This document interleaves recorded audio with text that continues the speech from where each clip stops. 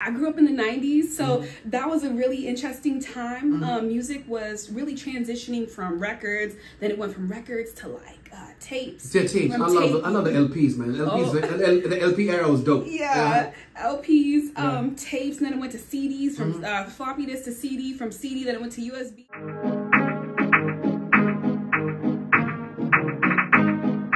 Ladies and gentlemen, we have a special guest at the studio today. The Best African Achievement Awards winner, DJ from the PNU. PNW is where we are. Welcome to the show. Thank you. Please tell us, for people who don't know who you are, who's DJ Afreesha? What's your real name? We're not trying to run your background, but just making sure you're cool.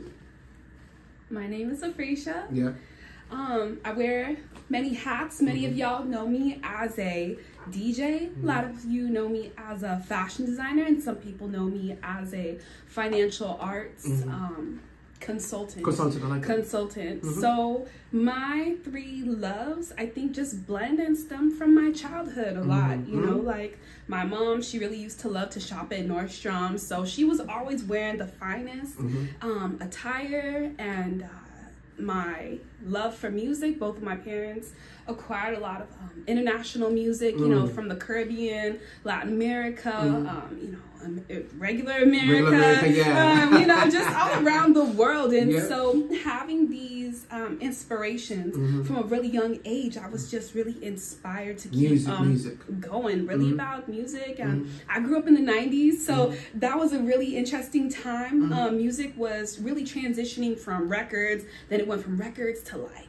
tapes. Yeah, tapes. I love the LPs, man. LPs, the LP era was dope. Yeah, LPs, tapes, and then it went to CDs, from floppy disk to CD, from CD, then it went to USB, and now we just download everything from the air. You skip? This guy's making us old, man. Where the little iPods? Remember the little iPods, man? That Nokia 3310, man. You'll be like, you're skipping processes, man. The PlayStation play this stuff. Look, right, and so in the last Walkman. I got a Walkman too, bro. That's my uncle's shit. Look, and so in these last 20 years, I've really just seen technology evolve and change and preserve through these different mediums. Yes. And I think just really being an inquisitive kid from the jump, I would go to the library and I would always check out music. Or my sister, who lived in New York, you know, she at that time she collected a lot of early dance hall, like Elephant Man, you know, Beanie Man type of vibes. And you know how when they were making like those old school like mixtapes on the like either on the cassette tape or on CDs. And so my sister was a low key DJ out of New York, and what she would do, I would say, sis, like, can I get some music, you know? And she would burn me these mixtapes, and those things stayed with me as a child, as technology grew and advanced. And so it really just came about, it wasn't about the collection of the music, it was about hearing different vibes and different flows out of not just different parts of Africa, East, West, Central, South, but blending a fusion of just those intercontinental sounds together and then blending them worldwide. And so it really mash up. That's the word with y'all. Mash up gives a lot of energy, right, to a new sound, to a new vibe, a new direction, a new vision. And I think, again, like I said, just really important to steward the work of the ancestors that came before you. I kind of feel this little gift to not just preserve, but prosper. Correct. I like prosper. Yes. Prosper the work of your ancestors, because if it dies, imagine you have a whole archive and it dies with you. You kind of let them down, and you've let yourself down. You let down the people. Correct. So as I would say, I'm almost like I'm in my early 30s, so I feel like I'm in the I feel like I'm in the kind of not the middle of. You look 21, but it's fine. Yeah, I'm in kind of the middle phase about I'm young enough that I can still receive mentorship from my elders. Yes. But old enough to be able to reach back to the students in our community or the young people, right? Offering them after school programs or music lessons at Seattle Drum School to allow them to be interactive with this technology that is simultaneously flowing between the ancestors and the elders and the young people too. So we all meet in this confluence, if you will, everybody joining their energies together to become one and to become stronger and build this cross-cultural awareness through art and music. Love it, love it, love it, love it, love it. Man, you heard that? Lover of music. That's what I'm talking about. In Seattle, what are some of the highlights of your DJ journey? Like, where have you performed? Where have you mixed? Where have you anchored? Where have you curated that you can put it on? Absolutely. I would have to say my top two in the last year. First was Madaraka Festival. I love Madaraka. Shout out to Simon. Yes. Shout out Simon. One Shout Vibe out Africa, Hey, Simon. Simon, man, from long time. You know, I have a lot of respect for that man. And he gave me the opportunity to DJ for Madaraka Festival. Which Madaraka are we talking about? Was this one at Seattle Art, not Seattle Art Museum, it's in Benaroya. Oh, we went to Benaroya together. I was there, but it was in a different capacity. But yeah, Benaroya was dope. You had Sauti Soul. You had One Vibe Band. Oh, we had 3,000 people in there. How did that feel? Oh my gosh, oh my gosh. That was good. Oh my gosh, Historic. I don't even know how to feel about that to this day. I don't know if it was, as a creative, I don't know if it was, I like to think of it as like I was like, right. Who's that? It was one of the first that we've ever sold out. It was an Afro-centric, Black-centric. And right here in Seattle. Do you understand? Benaroya is a home. They call it the home of symphony in Seattle. We don't get those spaces, ever.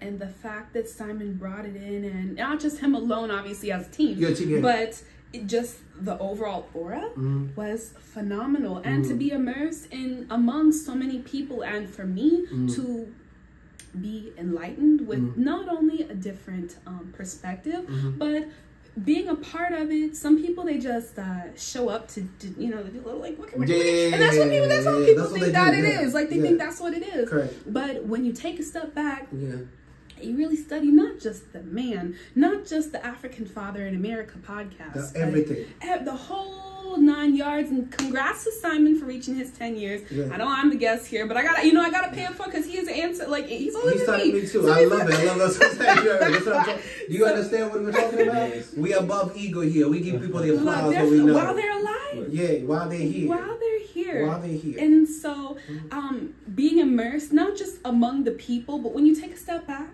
and you realize and you understand, why are you there? What is your purpose? What is your why? What is your value? What are you contributing to? Why are you here? Why are you here? And I really love that.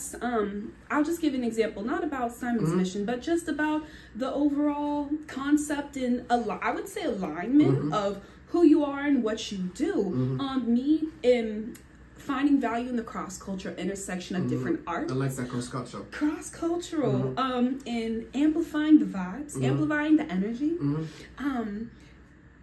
Not even what is your purpose, right? Like, what do you wake up and pray for every day? What are you balanced about? To see and understand, why were you invited? He said, well, I did some research, and he said, well, you know, not only does this festival donate proceeds back to different parts of Africa, not just Kisumu, Kenya, but there's Tanzania, Uganda as well. And so to understand, me now teaching DJing at Seattle Drum School, which was not even 1 year ago. I'm coming up on 1 year there. 1 year, congratulations, by the way. Thank you. Thank you. Yeah. Coming up on 1 year, having a broader perspective and building these relationships, which is where Simon and the One Vibe Band, they happen to perform. Understanding, hey, you are a part of this mission to donate not just musical instruments, film equipment, cameras, back to these kids who otherwise would not have an opportunity, would not have the advantage to know and further themselves, and to know, even though I haven't been there yet. Keyword is yet, because, you know, I still need to do the me. Speaking to them, I need to figure out where my people are from because you know. But in the meantime, right, just feeling good to know, you know, when I rest my head at night, to know that there is somebody across the world that because of what I did, my impact, that those kids are gonna have a better life. They're gonna be empowered in more optimistic. And optimistic and creative arts, and they deserve that. Yes. They deserve. We want to sell the music, the art, not anything else. Looking at culture right now, do you feel, especially with the Afrobeat, Afro-Caribbean, do you feel that that's a conversation we need to have on what we're selling? In terms of, because we don't want to sexualize our DJs, because then that will bring a threat and a spotlight that I don't think that's the attention we're trying to get here in the form of this culture. What do you think? It's a lot of different vibes and energy that's moving around simultaneously, right? A man and a woman, you know, there's their different vibes and their energies. Yeah. But, you know, at the end of the day, God made one to initiate and one to receive. So... I like that. DJ Afreesha. Right. Let's get it. So, that being said, what the initiator shall not feel intimidated by the receiver. I like this. Yeah. We are not. I like it. Very perfect answer. I'm not even arguing. Continue. Shall not feel intimidated because it is the women are postured to receive. Now, don't believe that as something anatomical. See that as for when a woman receives something that a man is or does as a partner or an alignment, a man should feel proud for something that he... Yeah, that's what we should be evolving. That's the future. That's the future. We're moving forward. I like that. She says it best. Yeah, I like that. Should, because a woman's duty, even believe when she becomes impregnated, right? Yes, yeah. It is her duty to foster and receive and bring forth and nurture and grow and bring forth what the man has instilled. So if all a woman is doing in a male-dominated industry is nurture, receive, and grow and prosper, why shall you feel intimidated about that? Why should you turn down your light? Thank you, Afreesha, for that. Thank you. Now, have you ever encountered misconceptions being a lady in this space about the nature of your work? I know, for me, when I travel as a man and people give me a gig, I don't worry about where to sleep. I don't worry about who's gonna sleep next to me. It's a little security, which is not safe. It's not good to say. It's like a little privilege or male privilege. But as a lady, when they invite you to a show, maybe Portland, maybe New York, maybe Alabama, what are some of the misconceptions people have when they're booking lady DJs? 210%. And here's why I say that. Yeah. Don't book with the wrong intention. Don't book with the wrong intention, ladies. Don't book don't book with the wrong intention. Okay. If two people are aligned to the mission, that's all that there is to it. But as soon as there becomes an imbalance in between, you know, again, it comes back to male and female energy. There can be an age difference. There can be sometimes even a role of intimidation. Ethics, absolutely. And misconception along the way. Somebody may think, oh, I'm putting you in a hotel. And I'm also putting me in that hotel with you. Wait a minute. I was like, wow, wait a minute. That's not what we talked about. I was like, look, you know, if it's going to be like dangerous, though. It's dangerous sometimes, right? It can be. And you said something really good about being like very individualistic. It actually does more harm than good. And when you have, I don't say you need a big posse, but at least have one or two other people to look out for you, watch out for you. Don't be afraid to speak up and say, hey, like, I'm going to be, tell your best friend, like, I'm going to be traveling to Portland or something like that. Hey, like, I'm going to leave my location on. You know, just look out for me or alert somebody because sometimes people, they just look at your outside and they may or may not. It depends on where your heart is at. You know, it depends on where your heart is at. If your heart is postured in the right place, there's not going to be any room or question about anything. There's not going to be any ambiguity. There's just going to be vibes, execution, mission, rinse and repeat. I like that. Rinse and repeat. Rinse and repeat is what we're going to do. This is a quick fire section. Rema or Burna Boy's album? I only give you one. Oh, yeah. Okay, Burna Boy. Tiwa Savage or A-Star? gotta get one album. You're not getting both. I know. Oh my God, Tiwa Savage or A Star? Tiwa Savage. Davido or Wizkid? Wizkid. Team A, DJ Nick DeGenario. Team B, DJ Issue. DJ Issue. And. Hey, wait. You gotta choose a team. DJ Issue. Who should I give him? I need to suffer. No. I need to suffer. I need to suffer. I need to figure out. DJ Issue. And DJ Afreesha. Oh, Afreesha. Okay, cool. Now, what do you think is the climate of black music? I mean Afro, I mean hip hop.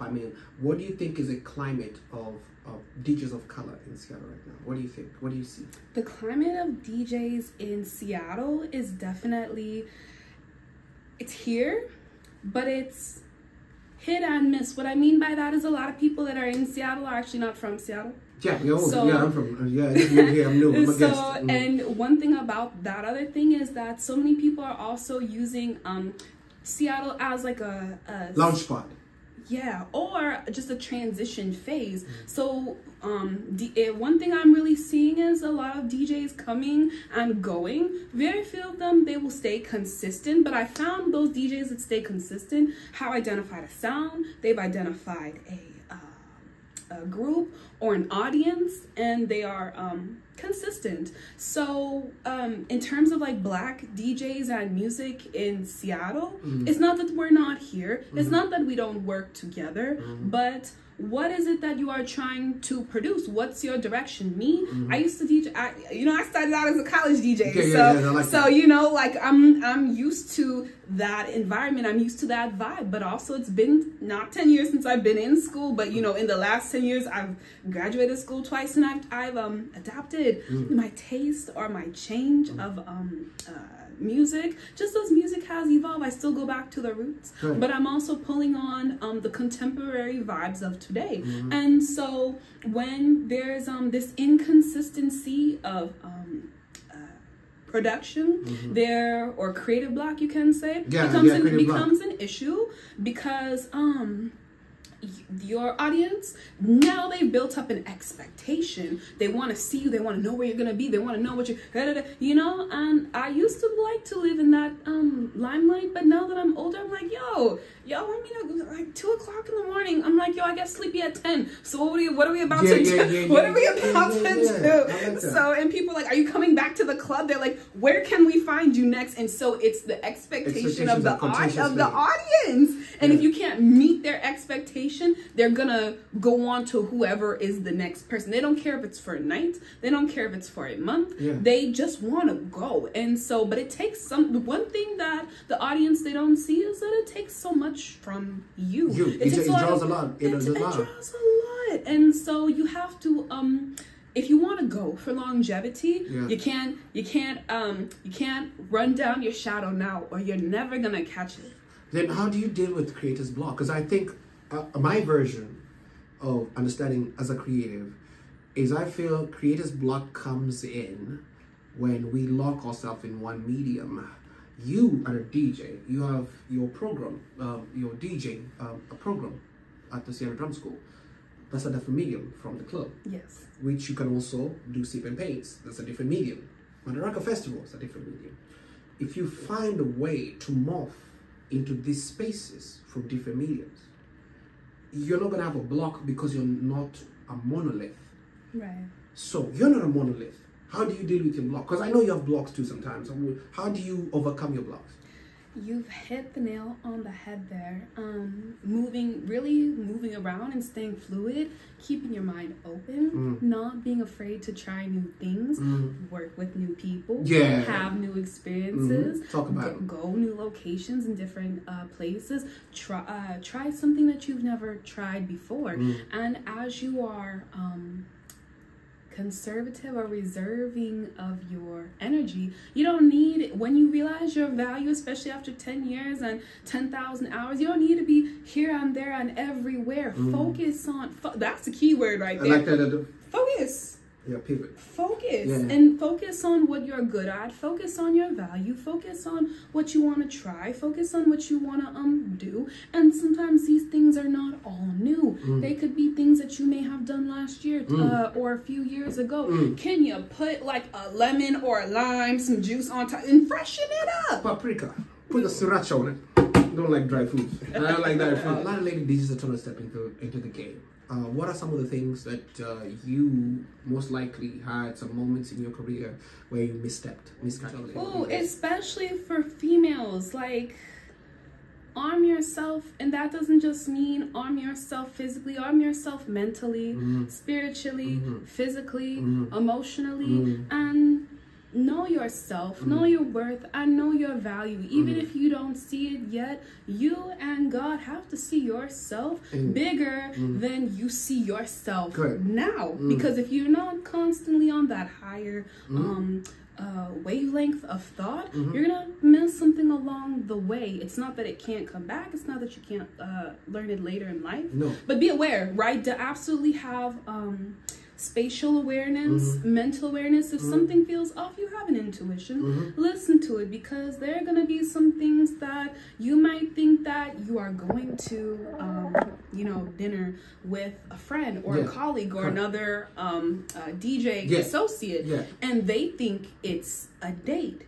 And so maybe they had other things planned, like after that y'all didn't discuss. They felt something. Absolutely. And it might not have been the way how you anticipated or how you wanted. So just be clear and be upfront, and don't be getting into no strange dude's car or anybody or late at night, you know, let somebody try to whisper.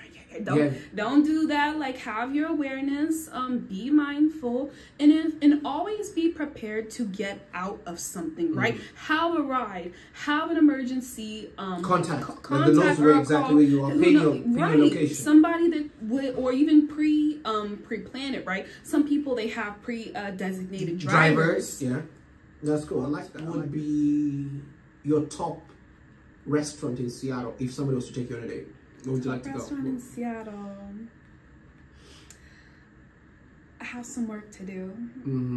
I haven't been really eating in Seattle like that. So I have there's no seasoning there. I know. It's suffering. Suffering! Okay, let's try it. You've gone to a couple of African restaurants. What's your top African restaurant? Bantaba. Bantaba. Yeah, I love Bantaba. They have some plantains over there. So red flags when you come to dating. To dating? Yeah. There has to be, bro. I don't like people with smelly feet, man. It wakes me up. I have asthma. Look how big my nose is. I can't be living with smelly feet, man. I'm gonna die. What is it? Rushing, like. Rushing the process. Rushing the process. Oh yeah. I don't like that shit. They be trying to marry you in 1 month. What else? What's another red flag that you you feel like in terms of building connection that you feel like this doesn't work, especially right now when everybody's super single? I don't know why do they make single so hard? It's so hard, man. You're gonna go sleep by yourself. Why do they make it like? What do you think is the problem right now with dating, according to your lens? Lack of understanding. Take the time to really understand where people are coming from before you form your own conclusion or you jump to your own assumption. Ask, hey, did you mean to say it like that? Hey, or hey, what did you mean by that? Those two things right there can solve a lot of issues, a lot of problems. I like it. Options right here. Shows. Afrochella. You're the opener of Afrochella or Afrochella Ghana. Or you're the main headliner in 2 Madaraka festivals. Ooh, Afrochella or headliner of 2 Madaraka festivals. Afrochella, when you open, it's during the day. It's like it's 2 p.m. Or Madaraka Festival, 2 of them headliner. Easily Madaraka Festival, 2 of them. 2 of them. Which city do you want to perform? Which city do you see yourself mixing? Which city would you like to perform? Probably like Atlanta, Georgia. Atlanta, Georgia? Why Atlanta? Some Africans over there. Yeah, but also you're gonna break a lot of barriers when you're performing. Are you ready for that position? don't have a choice. I think you're already in that position because looking at how your role is like placed as an African American, still connecting Afrobeats and stuff. How has this helped you kind of like have more knowledge of both step out and find the bridges? Because financially speaking, it's on the upside. There's a few different ways to answer this. Why to or like seek the value in bridging different cultures. Yeah. I feel like I am in the middle, if you will. If you look at, and not to get deep, but if you just look back at history, if you look back at ancestors, you think about the Atlantic slave trade, when it went from Africa to the Caribbean, Caribbean to Latin America to Africa, to United States, and back around again. Not only were the instruments and the rhythms and the influences borrowed internationally, once that cycle was made again, guess what? By the time modern technology came around, records was the earliest form of reproducing music. Guess what? You can take that technology and move it all around the world. Once it gets spit out, maybe about a decade later, a new form of technology has come. Now it's tapes. You move them around the world. By that time, CDs. You move them around the world. Next thing you know, we have internet. It moves around the world. So it didn't just start in one community or the other. We are all it's like seasoning. Like, hey, can I borrow some of your seasoning? Can I borrow, some soya spices or something, you know? So, and we're borrowing each other's flavor. The cocktail. Or the cocktail seasoning. And when you have those influences, it not just tells a story, it not just makes things stronger, but the hope would be that through these cross-cultural intersections that you are getting something. You appreciate the dance more, the language more, the communication. So if you find something to enjoy about something that is different than you, and when you find that enjoyment, that's the cross-cultural intersection of coming into finding the value in that space. You could be Kenyan, you could be Black American, but when you come together, I could do something with that. Let's do it. I could do something with that. Let's do it. Now, last question. What's next for DJ Afreesha? Next is first. 2 questions actually. All right. What's next for DJ Afreesha, and where can they find you online? Lock them both, and we're good. Absolutely. Yeah. Y'all can find me Instagram, Afreesha Creative, AFREESHA CREATIVE. That's Afreesha Creative. You can also email me at AfreeshaCreative@gmail.com. Afreesha.com. Y'all can link me. I got LinkedIn. I got I got a whole lot of things. So just stay on the lookout. And what's next for you? What's next is gonna be, as January is coming to an end and February is about to begin, still we're in the first quarter of the year. Correct. So I think it's important to focus and figure out and identify quickly what's going to be the sound, what's going to be this is what I'm currently working on with my students at Seattle Drum School. I will ask them, I'll prompt them, I'll say, now that you have this plethora meaning library or music collection, whatever they've come with, meet them where they're at. Start with what they've got. Say, okay, now that this is your plate, if you will, right? It's like different flavors. You can pick and sample this. You can pick and sample that, and figure out how the flavors and the sounds come together. And then figure out what's gonna be that new sound. What are you trying to revolutionize or transform? Why did you even, again, it all comes back to, why did you come here in the first place? Why are you taking lessons? And one of my students that I have right now, she said, I'm tired of coming to these clubs and not hearing the sound that I want to hear, not vibing the way I want to. She said, I want to transform the whole industry. I said, girl, I got you, no problem. She's so wanting to be perfect. And I said, perfection is not going to come overnight, but what I can help you do is probably cut down maybe from 10,000 hours to 5 if you practice. But if you don't practice, there ain't nothing I can do for you. But if you are willing to be attentive and learn and understand my methods and my theories and my process that I want to teach to you that can be broken down at the fundamentals, you're going to go far. Thank you again for being here. We appreciate you. The biggest DJ right now, 2020-2024. DJ Afreesha, thank you for being with us. Thank you. Yes.